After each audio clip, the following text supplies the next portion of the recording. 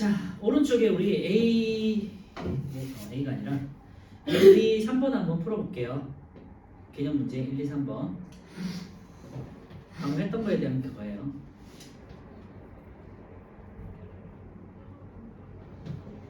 풀어요? 응. 왜지?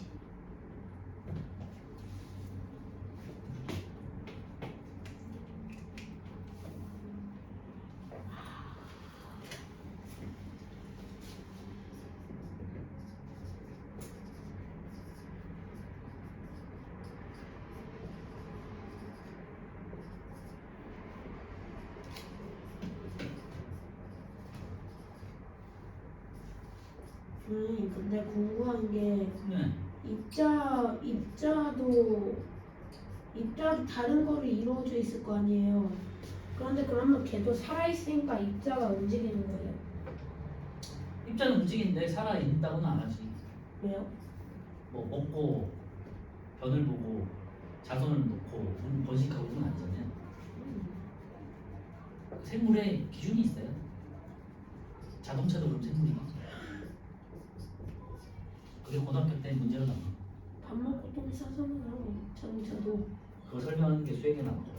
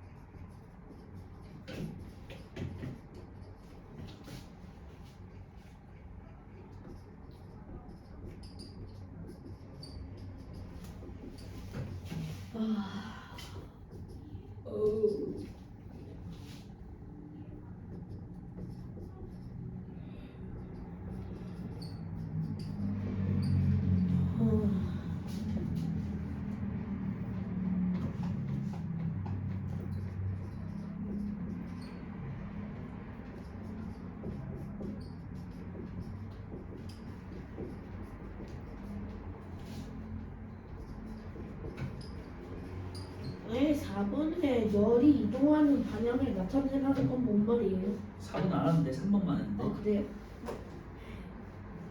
저는 똑똑하니까 풀었죠. 아직은 수제자 얘기하지 마. 왜요? 수는 빼, 그냥 제자. 아니 이렇게 뭐가 말귀를 못 알아들어서 어떻게 수제자가 붙이겠어? 수제자 삼 번까지 여기 똑똑해서 이걸 할 수 있는 거 아니에요. 한 번까지 말했는데. 자 여기서 지금 제가 온도 적어놨는데요. 원래 뭐 기존 과정에서는 이게 섭씨 뭐 절대온도 빠지는 설명이 있었는데 이거는 빠졌더라고요, 여러분들. 그냥 참고로만 하시고 뭐 필요한 친구들만 써도 될 것 같아요. 그래서 온도에 대한 세 가지가 있거든요. 섭씨온도 우리가 많이 쓰는 거 그지. 그리고 미국에서는 화씨온도가 있어요. 그리고 절대온도라고 해서 앞으로 이제 과학에서 많이 보는 온도거든요. 그래서 이거에 대해서 그냥 개념 정도만 한번 알아볼게요.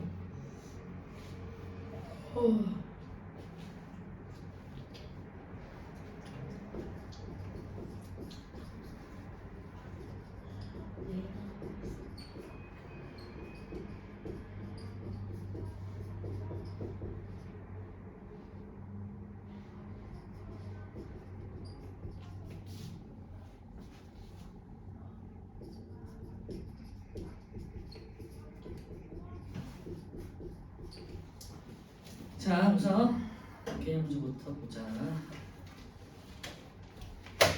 네, 1번 물질을 이루는 입자에 대한 설명을 오른바닥에 있는데요. 물질을 구성하는 입자는 간단한 입자 모형으로 나타낸다고요. 그치? 눈에 보일 수 없으니까. 2번 물질 구성하는 입자는 정지해 있는 게 아니라 항상 움직이고 있어요. 제자리에서라도. 그치? 고체도 정지해 있는 것처럼 보이지만 제자리에서 진동 운동을 한다. X. 물질을 구성하는 입자의 움직임이 활발할수록 입자 사이의 거리는 멀어지겠지. 그래서 X, OXX가 되겠네. 2번 온도가 낮을수록 입자의 움직임은 둔해진다고요. 물체의 온도가 높을수록 입자의 움직임은 활발하다. 2번 물체의 온도가 어째서 입자 사이의 거리가 가깝다 그랬죠. 입자 사이의 거리가 가깝다는 거는 낮으면 되겠죠. 물체의 온도가 낮으면 입자 사이의 거리가 가깝고 물체의 온도가 높으면 입자 사이의 거리가 대체로 멀어진다. 그 이유는 입자의 움직임이 활발해지기 때문에 거리가 멀어진다. 이렇게 같이 외우셔야 돼요. 열을 받으면 온도가 높아지고 온도가 높아졌다. 이 말은 입자 사이에 입자의 움직임이 활발해지면서 거리가 멀어진다. 이렇게 해석한다고요. 그지? 와. 그래서 3번 가나 다해서요. 나는 이제 온도가 낮은 상태가 되겠죠. 그리고 점점 온도가 올라갈수록 입자 사이의 거리가 멀어진다고 했잖아. 그래 나가가 되겠지. 나가지 말고 나가다. 자, 온도 보시면요. 온도는 뜨겁고 차가운 정도를 숫자로 표현한 거라고 했잖아요. 그래서 열이 많으면은 온도가 높은 거고 열이 적으면은 온도가 낮다 그랬어. 그래서 다시 정리하면요. 온도에 대해서는 우리가 세 가지 정도로 나타낼 수 있는데 우리 이제 유럽이나 아시아에서는 여러분들 쓰고 있는 섭씨 온도고요. 이렇게 이제 공기의 그냥 평균적인 기압 압력 정도인데 몰라도 돼. 일단은 어쨌건 우리가 지금 일상생활에서 순수한 물의 어느 점을 0도씨로 하는 거지. 0도가 되면은 얼음이 얼잖아. 맞아요?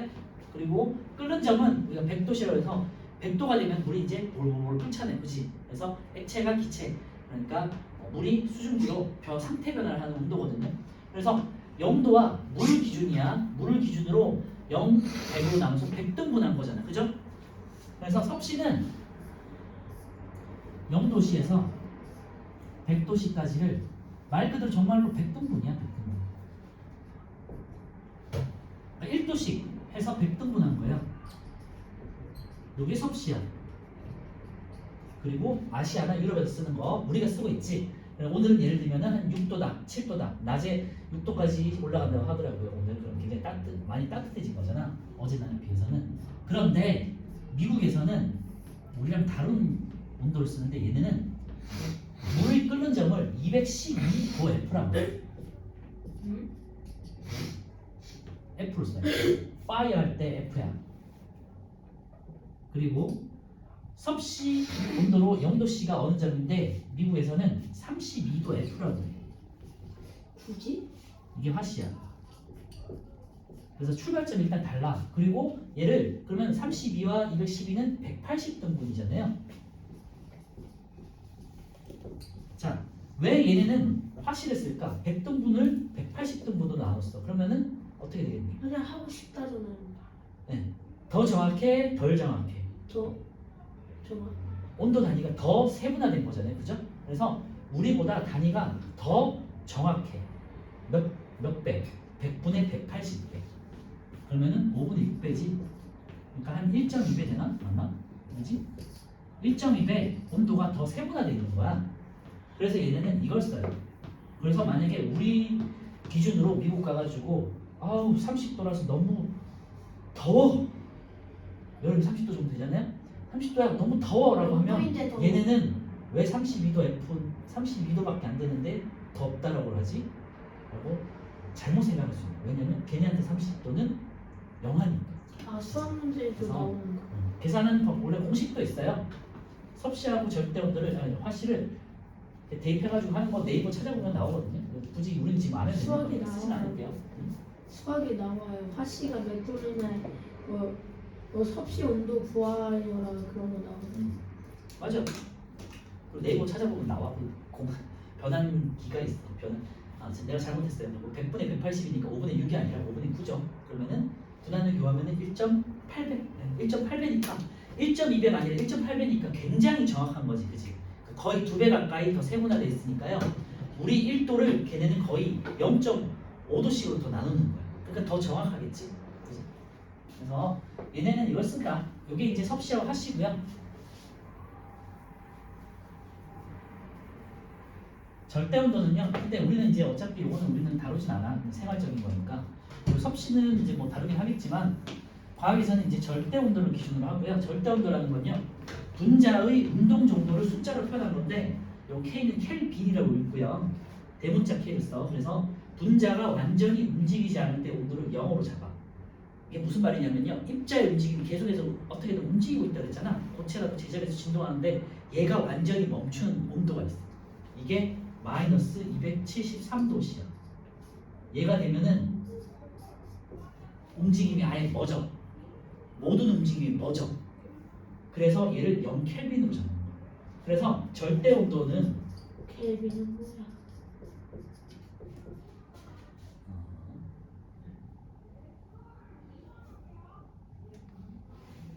그러니까 마이너스 273도가 되면 완전히 멈춰요? 입자 움직이는 게? 응? 네? 네. 그걸 과학자들이 찾아서 정한 게 273이야. 섭씨 온도에다가 그걸 일일이 찾아봤다고? 대단해. 마이너스 273. 이를 한 값이 절대 온도인 거예요, 맞지?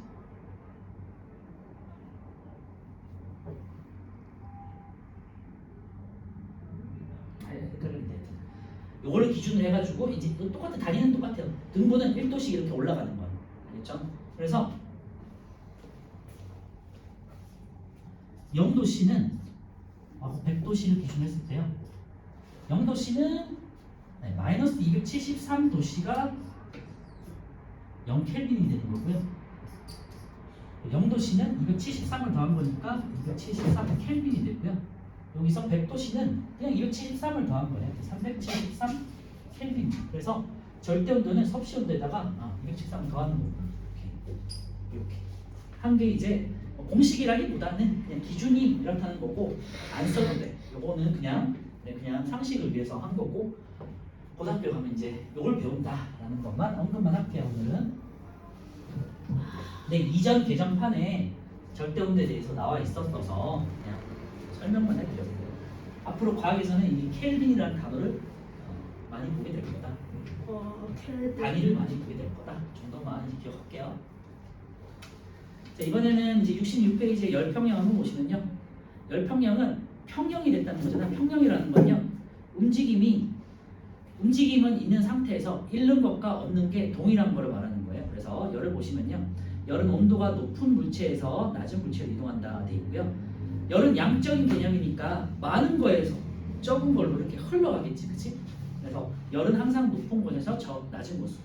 이거를 우리는 고온에서 저온으로 열이 이동한다라고 해요. 그래서 오른쪽에 보면요, 물체가 열을 얻으면 온도가 높아진다라고 되어 있죠. 그래서 열이라는 거는 움직인다. 왜? 입자가 움직이기 때문에. 그치? 그렇게 생각하시면 돼요. 그래서 열평형에다가 별별 쳐놓고요. 열평형은 뭐냐? 온도가 다른 두 물체를 접촉했을 때, 예를 들면은 뜨거운 물과 차가운 물을 섞어 가운데에서 어느 정도의 온도에서 열평형이 이루어지잖아요, 그치? 그거 말하는 거예요. 그래서 온도가 높은 물체에서 온도가 낮은 물체로 뭐가 열이 이동해서 거기다 밑줄을 넣고요. 두 물체의 온도가 같아진 상태, 열이 고온에서 저온으로 이동해서 어느 선에서 온도가 같아진 상태를 뭐라고 한다? 열평형 상태라고 한다고. 그런데 열평형 상태는요, 열이 더 이상 이동하지 않는 멈춰있는 상태가 아니고요, 계속해서 왔다 갔다 하는 상태야. 고온에서 저온으로 이렇게 일방적으로 흐르는 건 이렇게 흘러가다가 어느 순간에 여기 가운데에서 멈추겠지. 근데 가운데에서 아니면 여기가 50도고 얘가 20도야. 예를 들면 30도에서 평형이 이루어졌어. 그럼 30도가 되면요, 얘가 왔다 갔다 하는 거예요. 이렇게 주고받고 주고받고. 그러니까 두 개 주고 두 개 받으면 결과적으로 똑같은 거죠, 그치? 그런 느낌으로 계속해서 움직이고 있지만 평형을 이루고 있다는 거지 멈춰 있는 건 아니에요. 그렇죠? 그래서 그래프를 한번 보면요, 예를 들면은 그래프를 해석하는 게 이제 과학에서는 중요한데 수학에도 중요하겠지만, 여기가 온도, y축은 온도고요, 도시, 그리고 x축에는 시간. 그래프에서는 항상 x축과 y축에 먼지를 봐야겠죠. 그래서 시간은 뭐 타임이니까 분 혹은 뭐 초가 되겠죠. 어쨌건 고온에서 예를 들면 얘가 50도야. 그리고 고온 같은 경우는 열을 잃으니까 온도가 이렇게 시간이 갈수록 떨어지겠죠. 그리고 저온에서는 예를 들면 20도였어. 그래서 열을 받았으니까 온도가 어느 정도 올라가서 미지근해지겠지. 그래서 이렇게 평형은 구간을 이룬다. 그래서 요때를 우리가 열평형이 이루어졌다라고 하고요. 열평형이 이루어진 시간이 되겠죠. 그리고 요 온도는 열평형이 된 온도가 되겠죠. 그래서 요때부터를 우리는 열평형이 이루어졌다라고 합니다. 고온과 저온의 물체가 만나서 온도가 같아진 상태, 열평형 상태. 그래서 용어 자체는 어렵지 않고 용어 자체가 개념을 포함하고 있으니까 잘 한번 기억해 주시고요.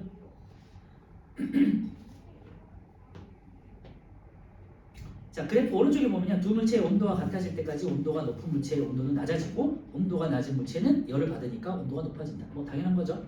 세 번째 보시면요. 두 물체의 온도 차이가 클수록 이동하는 열의 양이 많다. 거기다가 밑줄해 주세요. 열이라는 건 항상 양적인 개념이라고 그랬어. 그래서 온도 차이가 커. 50도하고 20도보다는요. 70도하고 10도가 얘는 30도 차이지만 70도와 10은 60도 차이잖아. 그러니까 그만큼 열이 더 많이 이동한다는 소리예요. 짱, 그지? 70도에서 10도 쪽으로는 예를 들면은 만약에 얘가 평형이 한 40도에서 이루어졌다. 30도만큼의 열을 얘한테 준 거잖아. 그러니까 얘가 받아가지고 차가운 물이 미지근해지는 거잖아. 더 많은 열을 준 거지, 그지? 그죠? 그죠?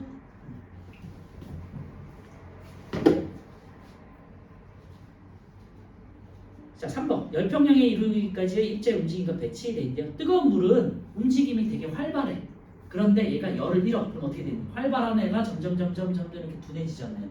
그러니까 활발한 애들은 원래 입자 사이 거리가 멀었어. 그런데 둔해지면서 입자 사이 거리가 가까워지잖아요. 열을 잃었으니까. 그러면요, 차가운 물은요, 차가운 물 혹은 저온의 물체는요, 원래 입자의 움직임이 되게 둔했어. 그래서 서로의 거리가 가깝지. 그런데 열을 받았어. 점점 입자 사이의 거리가 활발해지면서 거리가 멀어진다. 맞죠?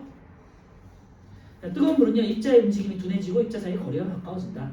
거기에 밑줄에 놔도 되고 그냥 뭐 앞에 내용하고 참고해서 기억하시면 되고요. 차가운 물은요, 입자의 움직임이 활발해지고 입자 사이의 거리가 멀다. 거기다 이제 밑줄에 놓으셔도 되고. 그래서 밑에 이제 그거를 그림으로 된 거를 표로 한번 정리한 거예요. 밑에 온도가 높은 물체는요, 이제 낮은 물체와 만났을 때 열을 잃겠지. 이러니까 입자의 움직임은 둔해지겠지. 둔해지니까 거리는 가까워진다. 온도가 낮은 물체 같은 경우는 열을 받았어. 그러면요, 열을 얻었잖아. 열을 얻었으니까 내가 둔하던 애가 점점 활발해지면서 거리가 멀어진다. 그죠? 그래서 얻는다. 동그라미 활발, 동그라미 멀어진다. 동그라미 해놓으시면 한눈에 볼 수 있겠죠. 그래서 온도가 높은 물체는 온도가 낮아지면서 열을 잃고 움직임이 둔해지면서 거리가 가까워진다. 온도가 낮은 물체는 열을 받으면서 입자의 움직임이 활발해지고 입자 사이의 거리가 멀어진다. 이런 식으로 논리적으로 정리가 돼야 돼요.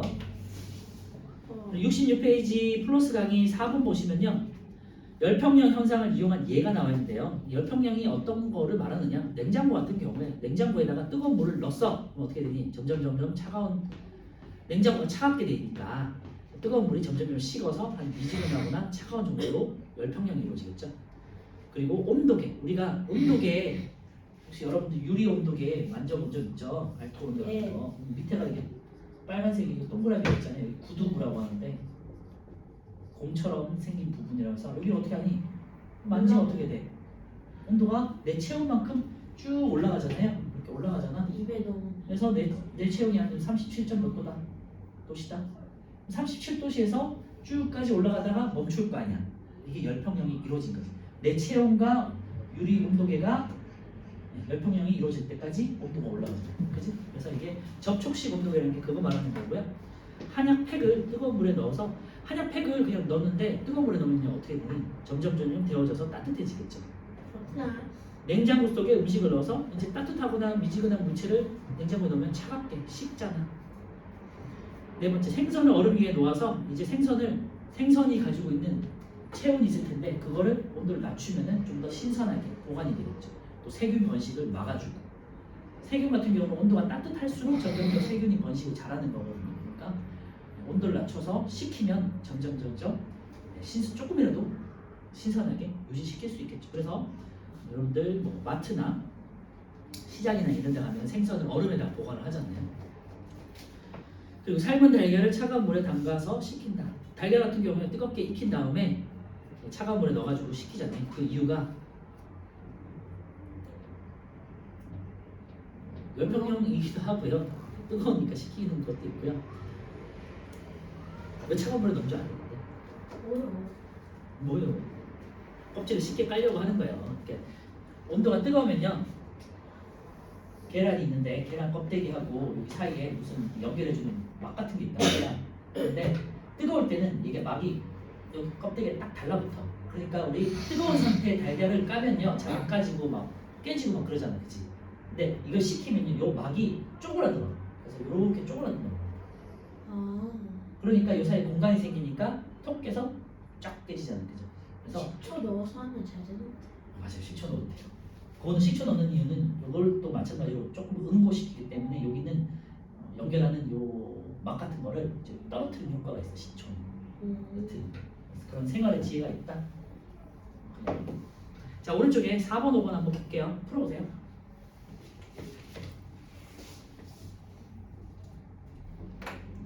그래서 열이 이동하면 방향을 어떻게 나타내는 건데요? 고온에서 저온으로 흐른다고요.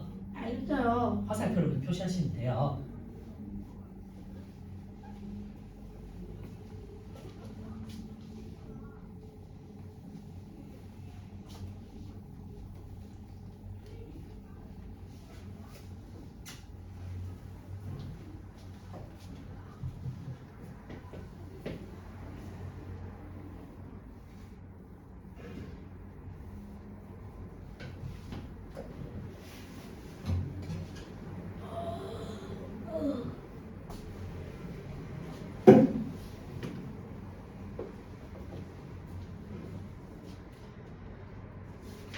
자, 4번은요.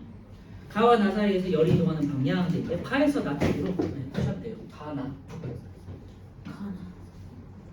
그러니까 뭐 그래프 같은 경우는 나가 밑에 있으니까 가에서 나 이렇게 표시하면 돼요. 어머. 구간 A에서 D 중 열평형인 구간은요. 온도가 일정한 구간. 그래서 D가 되겠죠. 5번은요. 열은 고온에서 저온으로 흐른다. A에서 B로 흐르는 거죠. A에서 B. 그 다음에 A의 온도는 점점점 낮아지겠죠. 고온이었는데 이제 낮아지겠죠. 낮아지고 B의 온도는 점점 높아지겠죠. 그래서 A와 B 50도와 10도씨 사이에서 어떤 온도에서 열평형이 이루어지겠죠. 그리고 그 온도는 딱 정해진 건 아니에요. 50도씨 뭐 사이니까 예를 들면은 30도씨에서 멈추겠지는 아니야. A가 만약 양이 많다. 만약에 50하고 자 이런 것도 여러분 예측할 수 있겠죠. 50도씨 물하고 10도씨 물을 섞었어. 만약에 양이 또이또이야. 똑같아. 그러면은 30도씨에서 열평형이 이루어질 거야. 그치? 100g 100g이면 맞아요? 뺏긴 열만큼 얻으니까 똑같이. 그런데 만약에 뜨거운 물이 더 많아. 그러면 어떻게 되는 거야? 위로 올라갈까? 이 그래프가 위로 올라갈까? 내려갈까? 뜨거운 물이 많아. 몰라요. 뜨거운 물 많으면 당연히 위로 올라가겠지. 열이 더 많은 거니까. 그죠? 그래서 30도씨보다 얘가 더 차가운 물이 열을 더 많이 받을 수 있으니까 조금 더 높은 온도에서 열평형이 이루어지겠죠. 이런 식으로. 와. 알겠죠? 그래서 양이 많은 쪽으로 그래프가 올라간다. 알겠지? 만약에 차가운 물이 더 많아. 그러면 아래쪽으로 이렇게 내려오는 거예요. 이런 것도 심화된 문제에서 나올 수 있으니까 참고하시고 여러분들 그냥 기본 문제에서는 이 정도까지 다루진 않겠지만 심화된 문제는 이 정도도 나올 수 있다. 1학년에서는 3번 A 입자의 움직임은 점점 온도가 낮아지니까 둔해지겠죠. 둔해지고 B는 점점점 활발해지겠다. 열을 받으니까. 4번 A는 입자 사이의 거리가 점점 열을 잃었으니까 가까워지겠죠. 그리고 B는 입자 사이의 거리가 열을 받았으니까 활발해지고 멀어진다고. 그렇게 정리하시면 되고요. 자, 넘겨서 68페이지 이제 열에 이동하는 방식 세 가지인데요. 전도, 대류, 복사 세 가지가 있어요. 자, 거기다가 별표 쳐놓고요. 이 단원에서는 가장 중요한 게 오늘 이거 전도, 대류, 복사예요. 앞에 내용은 그렇게 중요하다기보다는요, 그냥 개념적인 거고 시험에서는 이제 전도, 대류, 복사를 가지고 여러분들이 많이 틀리게 되거나 헷갈리거나 할 거예요.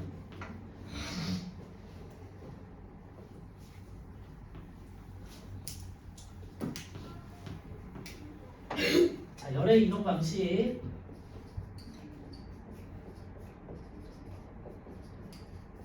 딱 세 가지고요. 전도. 그냥 고체라고 써놓으시면 될 것 같고 고체 꼭 고체만은 아닌데 거의 대부분 고체 상태일 때의 열의 전달 방식이고요. 그 다음에 대류. 요거는 액체와 기체. 그리고 전도, 대류, 복사. 요거는 빛이나 전자기파. 햇빛 생각하시면 돼요. 있으면 헷갈리니까 태양 이렇게 써볼게요. 태양.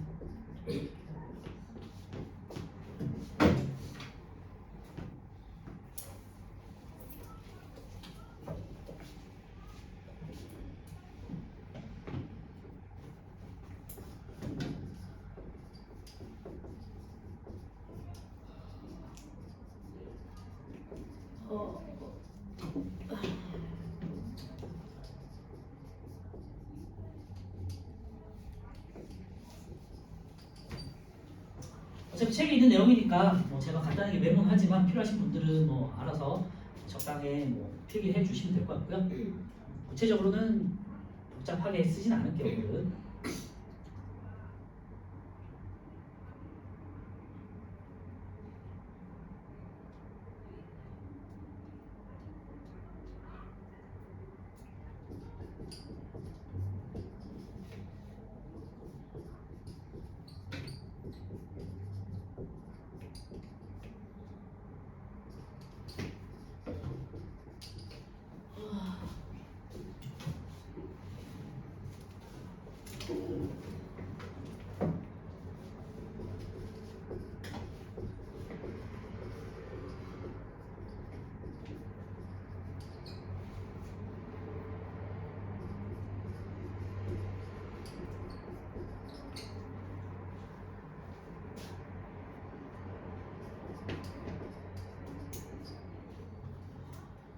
자 보시면요. 전도는 고체 상태에서 주로 이루어지는 전달 방식이고요. 고체의 특징은 아까 말씀드렸지만 입자끼리 따닥따닥 붙어있는 상태라고 했잖아요. 그러니까 열을 딱 얘한테 전달해줬어. 그러면은 내가 주한이한테 딱 열을 전달해줬어. 그러면요 따닥따닥 붙어있기 때문에 입자가 어디로 갈 수가 없어. 그치? 내 옆에 앞뒤로 위아래 다 입자들로 둘러싸였기 때문에 열을 내가 들고 갈 수가 없잖아. 그냥 옆에 그냥 전달해줘. 그냥 내가 주한이한테 줬어. 주한이는 혜영이한테 줘. 혜영이는 나중에 또 서우한테 이런 식으로 계속해서 패스를 하는 거야. 그러니까 축구로 치면요 패스. 혜영이 축구 알지? 알지? 그러니까 축구에서 패스야 패스. 축구라고 쓸까?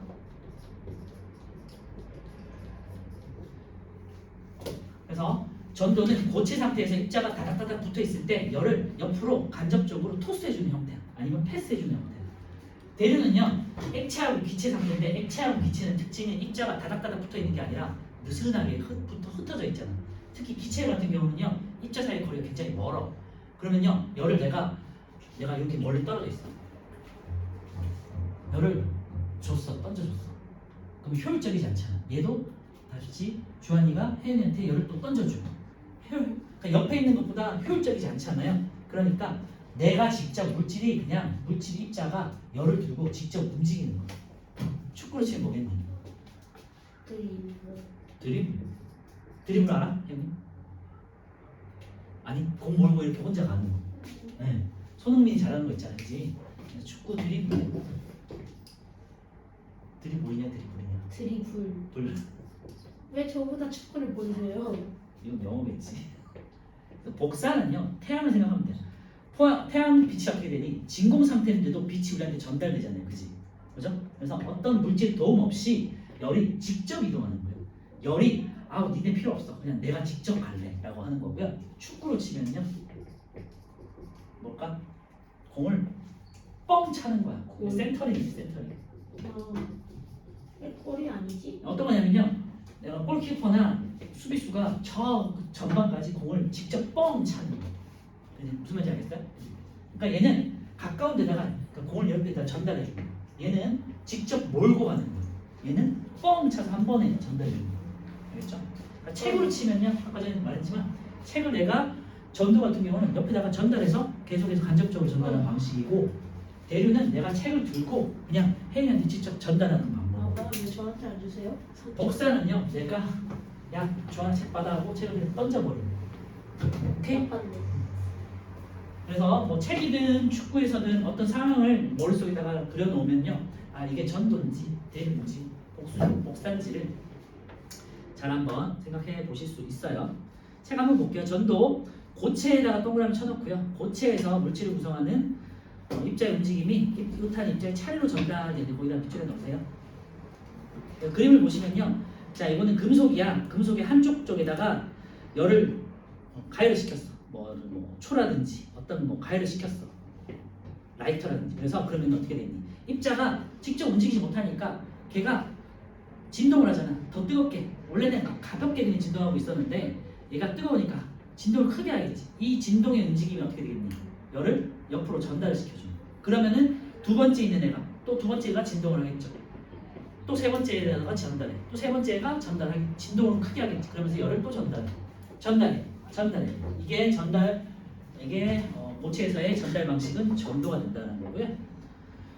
그래서 전도에 대한 현상 보시면요, 제일 쉽게 알 수 있는 게 우리 뜨거운 물이나 국에다가 예를 들면은 숟가락 같은 걸 집어넣었다. 어떻게 되니? 나중에 뜨거워지잖아. 뜨거워서. 네, 그거 배우는 거예요. 그래서 뜨거운 국에 숟가락을 넣어두면 숟가락 전체가 뜨거워진다는 거. 두 번째, 금속 막대를 모닥불에 넣으면요, 당연히 점점 뜨거워지겠죠. 프라이팬이 한쪽만 가열해도 프라이팬 전체가 뜨거워진다. 프라이팬은 그래서 이제 손잡이는 열이 통하지 않는 플라스틱으로 쓰고 프라이팬 자체는 금속으로 하잖아. 열이 잘 전달될 수 있도록. 그죠? 그래서 이런 것들이 전도에 의한 방식이고요. 여러분들 뭐 집에서 뭐 전기 장판이라든지 뭐 이런 거 쓰잖아. 그럼 엉덩이가 점점 따뜻해지잖아.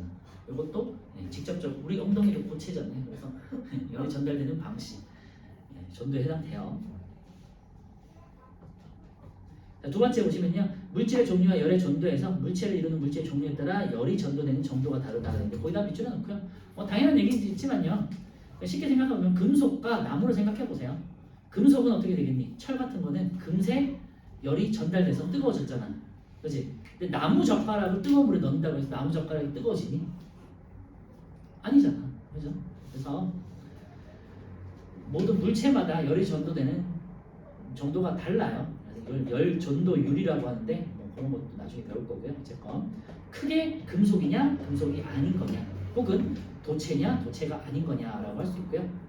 금속은 열을 빠르게 전달하는 애들이고 뭐 금, 구리, 은, 뭐 알루미늄, 철 같은 거죠. 우리 주방용품에 많이 쓰는 것들, 그지? 열 전도율이 높은 애들을 말하는 거고요. 열을 빠르게 전달한다. 금속이 아닌 물질들은요, 뭐 나무라든지 뭐 플라스틱이나 고무 이런 애들 있죠. 손잡이에 주로 많이 쓰는 것들, 이런 애는 열을 느리게거나 아니면 거의 전달하지 않는 거를 말하는 거예요. 그래서 예시를 보면요, 냄비의 바닥 부분은 우리가 요리를 해야 되니까 열이 직접 잘 전달돼야 되잖아. 그래서 금속으로 만들다는 거고요. 열 전도를 크게 하는 경우도, 난 냄비 손잡이는 어떻게 됐니? 뜨거우면 안 되잖아. 그래서 여러분들 주방에 가가지고 엄마가 하는 냄비 보시면 다 손잡이는 플라스틱이나 고무로 돼 있어요. 맞죠? 네. 한번 집에서 보세요. 그 이유가 전부 다 이제 빨리 뜨거워지면 안 되기 때문에 잘 잡을 수 있도록 비금속을 쓴다라는 거예요. 그래서 전도 잘 기억해 두시고, 오른쪽에 6, 7, 8번 한번 풀어볼게요. 이제 그만할래.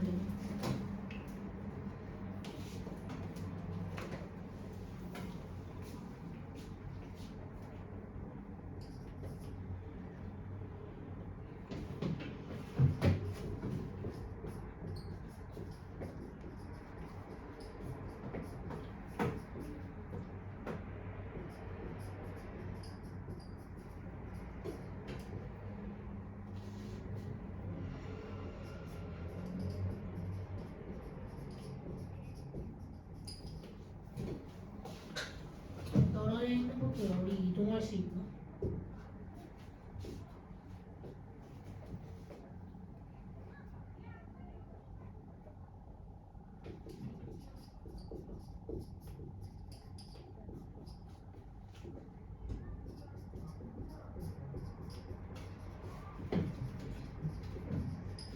할 것까지 해요. 안 해요.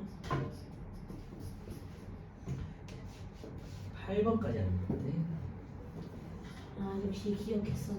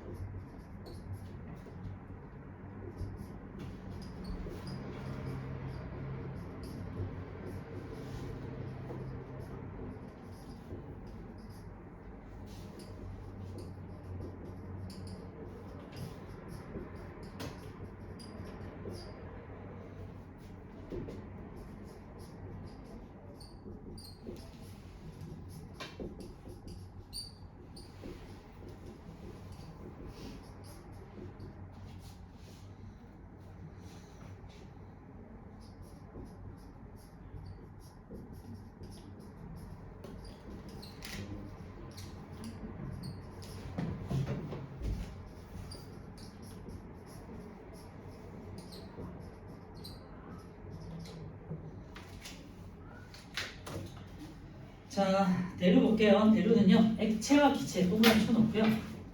대류가 앞으로 이제 많이 볼 용어인데요. 액체와 기체에서 그 쉽게 생각하시면요, 우리 냄비를 이렇게 달고 물을 끓여. 근데 한쪽에서 이렇게 가야 돼. 한쪽을 가야 돼. 그럼 어떻게 돼? 여기가 데워지겠지. 그래서 이렇게 생각하세요. 따뜻해지거나 뜨거워지면요, 가벼워. 그러면 상승을. 그래서 뜨거워진 공기는 상승, 혹은 뜨거워진 물은 상승. 반대쪽으로 여기는 상대적으로 차갑잖아. 그러니까 차가운 쪽은 하강. 그래서 이렇게 순환하겠지. 그래서 뜨거운 거는 위로, 차가운 건 아래로. 항상 이렇게 기억하세요. 뜨거운 거는 위로. 따뜻하지만 뜨겁잖아. 뜨거운 물이나 공기는 항상 상승, 그리고 차가운 물은 항상 아래, 하강. 기억해 두시면 돼요. 이 현상을 우리가 대류 현상이라고 하면 액체나 기체상에서 일어나지고, 물을 끓일 때는 봐봐, 물이 끓었어? 그러면은 여러분들 집에 가가지고 물을 한번 끓여보세요. 그럼 어떻게 되니? 물이 보글보글 끓다가 기체가 뽀글뽀글하면서 위로 올라오잖아요, 그렇지? 뜨거워서 기체가 이렇게 올라오는 거예요. 그래서 올라오면서 상대적으로 이렇게 계속해서 순환하는 거예요. 그래서 순환하는 현상을 대류라고 해요. 액체와 기체에서 일어나는 열의 순환, 요거를 대류 현상이라고 해요. 그래서 앞으로 많이 보게 될 용어니까 참고해 주시고요. 액체나 기체를 구성하는 물질에 입자가 열을 받아서 직접 이동한다. 거기다 밑줄에 넣으세요. 아까 말씀드렸지만.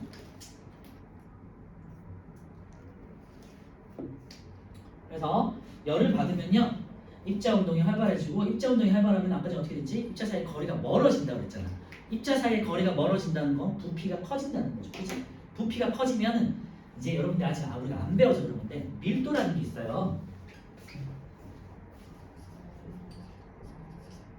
근데 간단하게 말할게요. 밀도는 단위 부피당 질량을 말하는 건데, 봐봐요. 이건 여러분들 수학 잘할 테니까, 부피가 커졌잖아. 입자 사이 거리가 멀어져서 부피가 커졌어. 그지?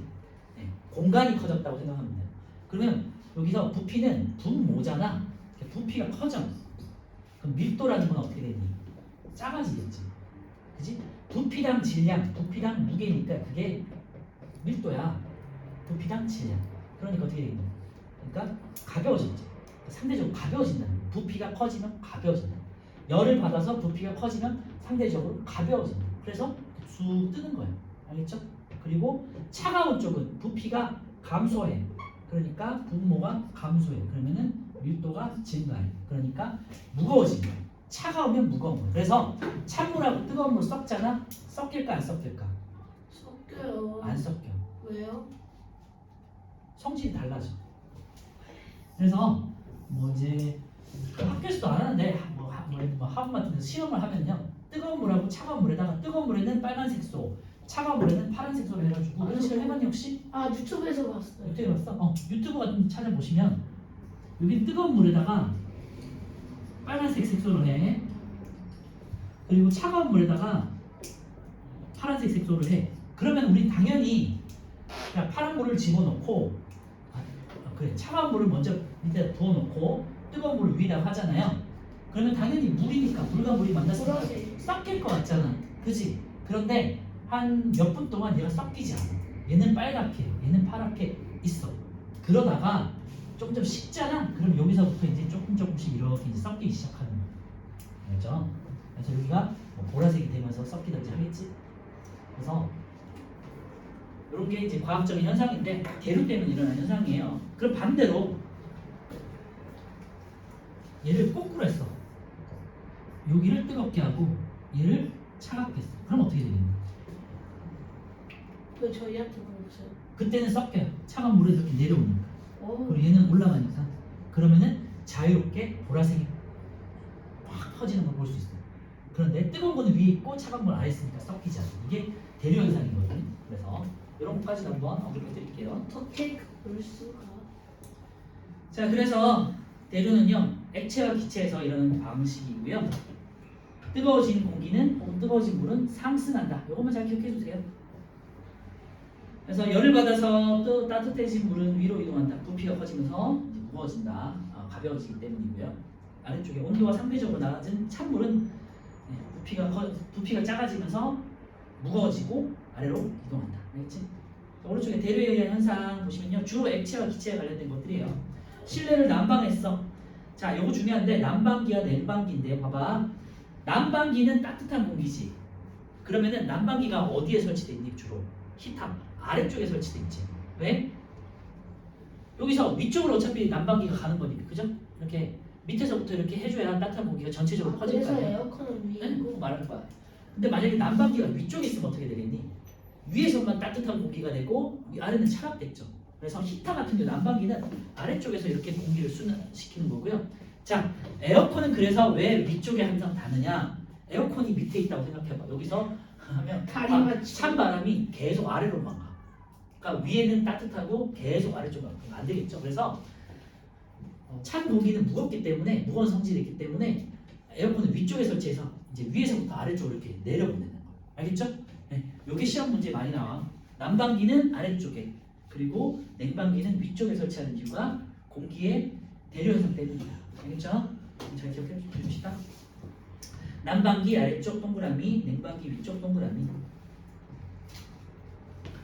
자, 주전자로 물을 끓일 때 아래쪽으로 가열해도 물이 골고루 데워진다. 뭐 그거라는 게 있고요. 그래서 요거 한번 메모해 놓으세요. 뜨거워진 물은 위로, 찬 물은 아래로. 그래서 위로, 찬 아래로 이런 식으로. 뜨거워진 물은 뜨거운 물 위로, 찬 물은 아래로. 항상 기억해 두세요. 이게 대류 현상이에요. 오른쪽에 열의 여러 가지 이동 방식이 있는데요. 그 위에 2번 난방기를 아래쪽에 설치하니까 나아진다. 방금 말씀드렸는 거. 난방기를 아래쪽에 설치하면 따뜻해진 공기는 위로, 위쪽의 차가운 공기는 난방기가 있는 아래쪽으로. 그래서 실내 전체가 고르게 따뜻해진다고. 알겠지? 그리고 뒤에 가면 또 2학년 말에 또 한 번 또 언급되는 거니까 잘 기억해 두세요. 자, 오른쪽에 9번 볼게요. 오른쪽 그림은 주전자 속에 물이 끓고 있는 모습이에요. 자, 위로 올라가는 거는 따뜻한 물이라고 그랬죠. 그래서 따뜻한 물은 위로, 그리고 아래로 내려가는 건 차가운 물이죠. 차가운 물은 아래로. 2번 물이 골고루 데워지는 것은 대류 현상 때문이라고 해요. 대류. 3번 주전자 속의 물에서 열이 이동하는 방식은 네. 액체죠. 당연히 물이니까 액체에서 열이 이동하는 방식이다. 이제 수업 끝났어요. 자, 3번 복사는요. 네, 모든 물질은 요거를 먼저 전제를 할게요. 온도를 가지고 있는 모든 물체는 각자의 복사를 통해서 복사라는 전달 방식을 통해서 열 에너지를 방출해요. 우리 사람은 37.5도씨잖아. 그 37도만큼의 온도를 방출하고 있어요. 그런데 서로 못 느끼는 건 다 각자가 37도 내외잖아. 그러니까 서로의 온도를 못 느껴. 하지만 어떤 사람은 37보다 조금 낮고 어떤 사람은 30보다 조금 높잖아. 그러니까 감기 걸리면 열이 나서 조금 올라가잖아. 근데 서로 만져보면 어떻게 되니? 차갑고 뜨거운 정도로 느껴지잖아요. 그래서 용암손이 그건가? 근처에 가면 온기가 느껴지는 사람이 있어. 그게 각자의 복사 에너지라고 생각하시면 복사라고 생각하면 되고요. 그래서 태양은 6000도씨 혹은 6000켈빈 정도의 온도를 계속해서 내보내고 있기 때문에 우리가 뜨겁게 느껴지는 거예요. 알겠죠? 그래서 각자의 모든 물체는 각자의 온도만큼의 복사를 복사 형태로 열을 방출하고 있어요. 그래서 물질의 도움 없이 열이 직접 이동하는 방식이고 아까 말씀드렸지만 열이 직접 이동하는 거예요. 열이. 그래서 열이 직접 이동하기 때문에 고체든 액체든 기체든 진공 상태든 상관없어요. 어떤 상태든 열은 전달이 되는데 봐봐요. 열이 이동하는데 방해물이 없어야 돼. 그러려면은 액체보다는 기체보다는 당연히 참고로 전도와 대류는 진공 상태에서는 전달이 안 돼요. 뭔가가 물질 도움이 있어야 되는 거였잖아. 복사는요. 그래서 도움이 없어도 돼. 그래서 태양빛이 아까 말씀드렸지만 우주 진공상에서도 태양 에너지가 우리한테 도달하는 이유가 태양빛이 도달하는 이유가 요거 복사로 열이 전달되기 때문이에요. 알겠죠? 난방에 우리가 보일러나 난방에서 오늘 이렇게 손을 딱 대고 있으면 따뜻함이 느껴지잖아. 그렇지? 맞아요? 그게 이제 복사 형태라고 생각하시면 되고 복사는 항상 빛의 형태로 전달돼요. 그래서 불을 보면요 항상 밝잖아. 빛의 형태로 전달되기 때문에 모닥불 여러분들 캠핑 요즘 많이 하니까 캠핑 같은 데서 손을 딱 대고 있어. 자 봐봐 손을 갖다 불에 집어넣어. 이거는 전도대를 복사준 뭘까? 불을 직접 만져. 말 안 되지만 전도지, 그지? 큰일 나겠지. 그런데 갖다 대지 않고도 내가 따뜻함을 느끼는 거는 복사라고요. 오케이? 그럼 밑에 보시면요, 이제 난방기가 있어요. 난로가 있는데 난로에 직접 손을 대면 뜨겁지. 이건 전도고 손을 안 대고도 따뜻함이 느껴지잖아. 이게 복사라는 게. 알겠죠? 그리고 만약에 뒤에 봐봐. 10번에 있구나. 이따 갈게요. 아, 끝났어. 복사에 의한 현상 예를 보시면 난로에 가까이 있으면 따뜻함을 느낀다. 그죠? 참고로 전도라는 건요 물질 자체를 통한 거기 때문에 난로에 손을 댔어. 그러면 내 앞쪽과 뒤쪽이 다 뜨겁잖아. 그죠? 그런데 복사는요 항상 열을 받는 쪽만 따뜻해진다. 요것만 생각해 주시고요. 두 번째, 열화상 카메라, 적외선 카메라, 자외선 카메라 이런 것들을 사용하면요 물체 온도를 분포를 알 수 있다. 그래서 뭐 어떤 카메라에서는 빨갛고 노랗고 초록고 파란색 이렇게 보이는 카메라 있지, 그지? 이게 이제 적외선 카메라고 열화상 카메라, 열의 온도를 높이는 거예요. 그래서 온도가 높을수록 노란색, 빨간색, 차가울수록 파란색 이렇게 보이잖아. 그리고 태양, 아까 전에 말씀드렸던 태양 열이 우리한테 직접적으로 다가오잖아. 뜨겁게 느껴지지. 그게 이제 복사가 되겠고요.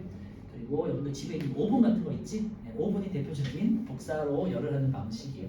자, 냄비는 전도로, 냄비에서 고기를 굽는 건 직접적으로 닿는 거잖아. 그지? 그거는 소고기나 돼지고기를 굽는 삼겹살을 굽는다. 전도에 의한 방식이고요. 전도로 요리를 하는 거고, 물에다가 라면을 끓이는 거는 대류에 의한 방식이고요. 그 다음에 오븐에다가 열을 복사 형태로 줘서 익히는 거, 빵을 만드는 거는 복사에 의한 요리도. 그래서 다양하게 있으니까 참고해 주시고 10번만 우리 한번 풀고 마무리할게요. 집 가고 싶다.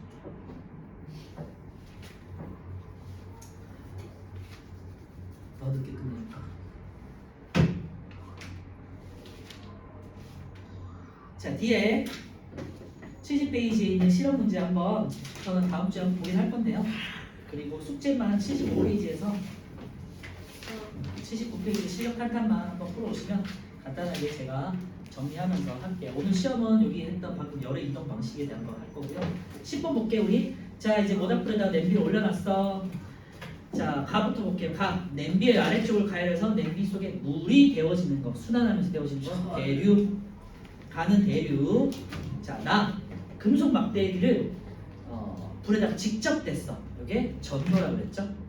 그리고 모닥불에서 따뜻함을 느끼는 거는, 온기를 느끼는 거는 복사라고 그랬죠. 그래서 그림을 한번 잘 보시면서 잘 분류하실 수 있도록 하세요. 자, 여기까지 할게요. 그럼 시험 보고. 집 가자. 오늘 시험 안 보면 안 돼.